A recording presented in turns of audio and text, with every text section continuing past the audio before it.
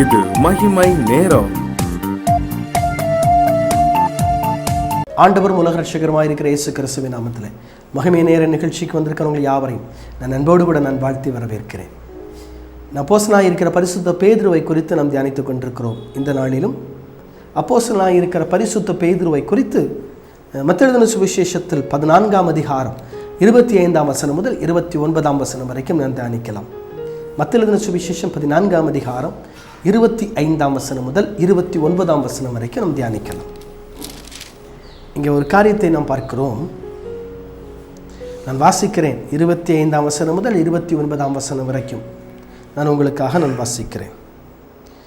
இரவின் 4ஆம் ஜாமத்திலே இயேசு கடலின் மேல் நடந்து அவர்களிடத்திற்கு வந்தார். அவர் கடலின் மேல் நடக்கிறதை சீஷரில் கண்டு கலக்கமடைந்து ஆவேசம் என்று சொல்லி பயந்ததினாலே அலறினார்கள். உடனே இயேசு அவர்களோடு பேசி, திடன் கொள்ளுங்கள், நான் தான், பயப்படாதிருங்கள் என்றார். பேதுரு அவரை நோக்கி, ஆண்டவரே, நீரேயாகில் நான் ஜனத்தின் மேல் நடந்து உம்மிடத்தில் வர கட்டளையிடும் என்றான். அதற்கு அவர், வா என்றார். அப்பொழுது பேதுரு படவை விட்டு இறங்கி இயேசுவினிடத்தில் போக ஜலத்தின் மேல் நடந்தான். இங்கே கடலின் மேல் 4ஆம் ஜாமத்திலே இயேசு கிறிஸ்து கடலின் மேல் நடந்து வருகிறார். இயேசு கிறிஸ்து கடலின் மேல் நடந்து வருகிறார். 4ஆம் ஜாமத்தில் இயேசு கடலின் மேல் நடந்து அவர்களிடத்திற்கு வந்தார். கடல் மேல் இயேசு நடக்கிறத கண்ட சீஷர்கள் பயப்படுகிறாங்க. ஏதோ ஆவேசம், ஏதோ ஒரு ஆவி நடந்து வருது, ஏதோ ஒன்று கடல் மேல் நடந்து வருதுன்னு சீஷர்கள் பயப்படுகிறாங்க, அழுகிறாங்க. இயேசு சொன்னார், பயப்படாதுங்க, நான் தான் கடல் மேல் நடந்து வருகிறேன். கடலின் மேல் நடந்து வருவது நான் தான், பயப்படாதிருங்கள். இயேசு கடலின் மேல் வருகிறது நான் தான், பயப்படாதிருங்கன்னு சொன்ன உடனே பேதுரு அவரை நோக்கி சொல்றார். அப்போஸ்தலனாய் இருக்கிற பரிசுத்த பேதுரு அவரை நோக்கி சொல்றாரு, ஆண்டவரே, நீரையாகில் நான் ஜலத்தின் மேல் நடந்து உம்மிடத்தில் வர கட்டளையிடும் என்றான். அதற்கு அவர், வா என்றார். அப்பொழுது படை விட்டு இறங்கி இயேசுவினிடத்தில் போக ஜலத்தின் மேல் நடந்தான். இயேசு கிறிஸ்து எதிராக கடல் மேல் நடந்து வந்துகிட்டு இருக்கிறாரு. இவங்கெல்லாம் பயந்து அலறாங்க.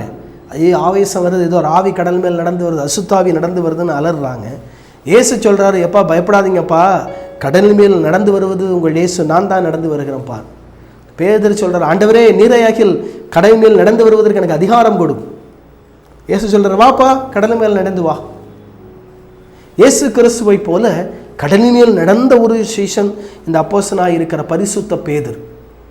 இந்த அப்போஸ்தலனாய் இருக்கிற பரிசுத்த பேதுரு இந்த உலகத்திலே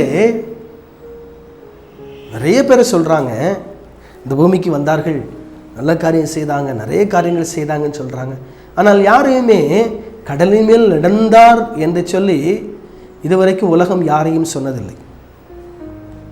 கடலின் மேல் நடந்தார் என்று சொல்லி உலகம் இதுவரைக்கும் யாரையும் சொன்னதில்லை.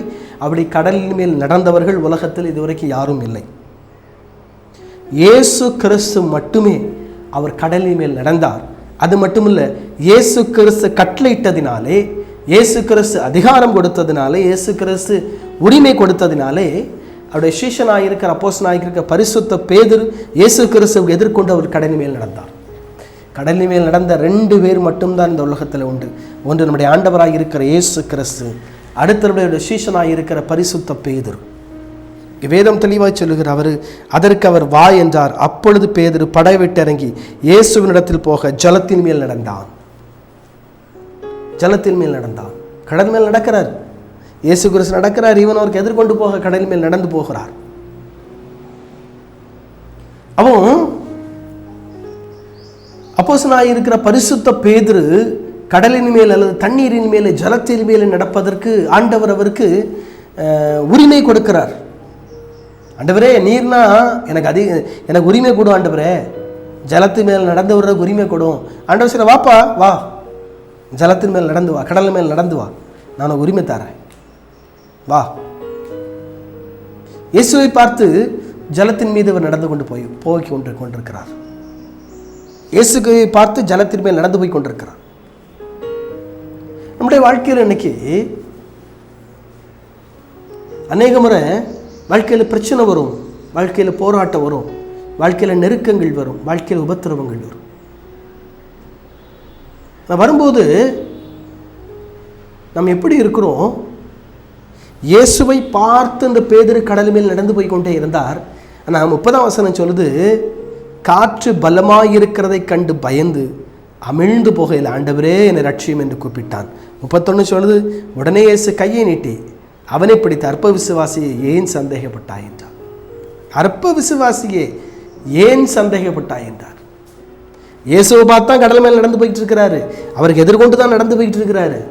ஆனால் காற்று பலமாக இருக்கிறத கண்டு இவன் பயப்படுறான். காற்று பலமாக இருக்கு, பயப்பட்டதை கண்டானே இவன் அமிழ்ந்து போக ஆரம்பிச்சிட்டான். ஆண்டவரே ரட்சியும் கூப்பிடுறான். சொல்ல, ஏன் அற்ப விசுவாசியை ஏன் சந்தேகப்பட்ட? என்னை பார்த்து தானே நடந்து வந்துக்கிட்டு இருந்த. நீ என்ன பார்த்துக்கிட்டு இருந்தா, என்ன பார்த்து எனக்கு நேராக தானே எதிர்கொண்டு என்ன பார்த்து தானே நடந்து வந்துக்கிட்டு இருந்த. இன்னைக்கு நம்முடைய வாழ்க்கையில் அநேக முறைகள் இயேசுவை பார்த்து நாம் நடந்து போய் கொண்டிருக்கிறோம், இயேசுவை பார்த்தே ஓடிக்கொண்டிருக்கிறோம். ஆனால் திடீர்னு சொல்லி பிரச்சனையை பார்க்க ஆரம்பித்தோடனே, போராட்டத்தை பார்க்க ஆரம்பித்தோடனே, நெருக்கத்தை பார்க்க ஆரம்பித்தோடனே நம்ம அந்த பிரச்சனையில் அமிழ்ந்து போக ஆரம்பிக்கிறோம்.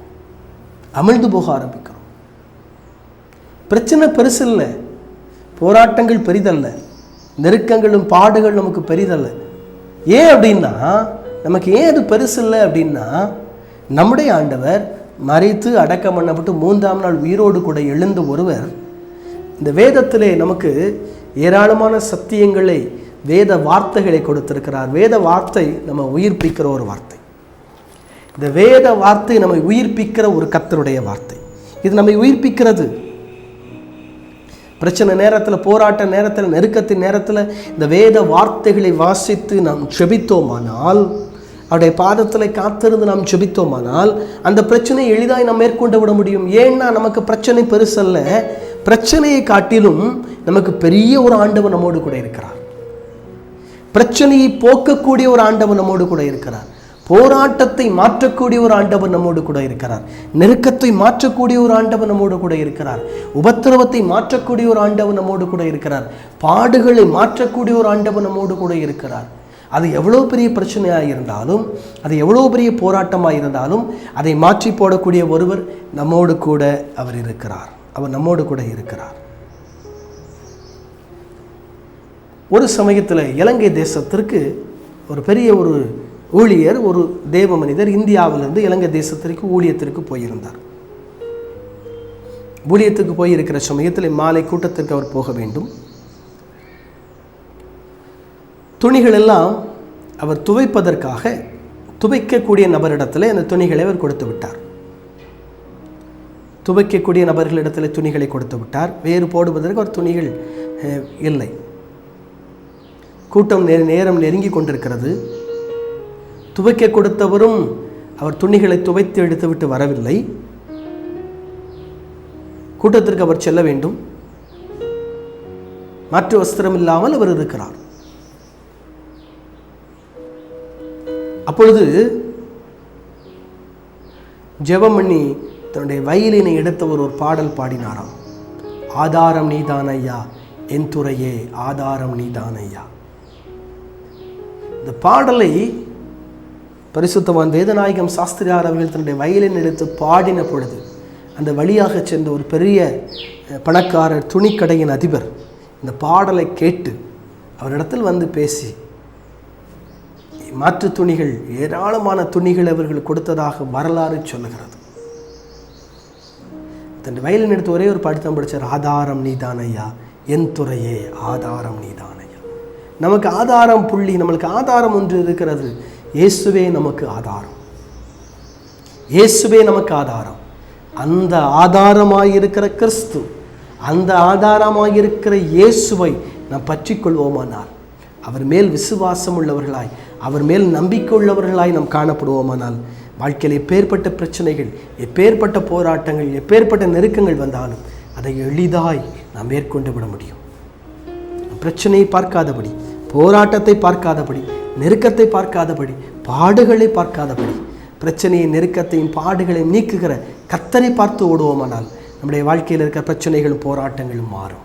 தலைகளில் தாழ்த்தி நாம் ஜெபிப்போம். அன்பின் ஆண்டவரே,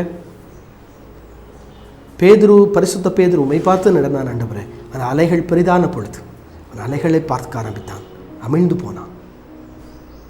ஆனால் நீரோ அவனை தூக்கி விட்டீர். வாழ்க்கையில் பிரச்சனை வரும்போது அமிழ்ந்து போகையில் எங்களை தூக்கி விடுகிற ஒரு கரம் இருக்கிறது. அதற்காக ஸ்தோத்திரம். தூக்கி விடுகிற உடைய கரம் எங்களோடு கூட இந்த வழி நடத்துகிறபடி ஸ்தோத்திரம். இந்த மகிமை டிவி மகிமை நேர நிகழ்ச்சி பார்த்து கொண்டிருக்கிற ஒவ்வொருவரையும் கர்த்தர் ஆசீர்வதிப்பார். அவரை தூக்கி விடுவீரா. இந்த நிகழ்ச்சிக்கு ஸ்பான்சர் பண்ணுகிற தேவ மனிதர்களை கர்த்தர் ஆசீர்வதியும் காத்துக்கொள்ளு வழிநடத்தும் பலப்படுத்தும் பெரிய காரியம். இயேசு கிறிஸ்துவின் ஆராதன நாமத்தில் ஜெபிக்கிறேன் பிதாவே, ஆமென்.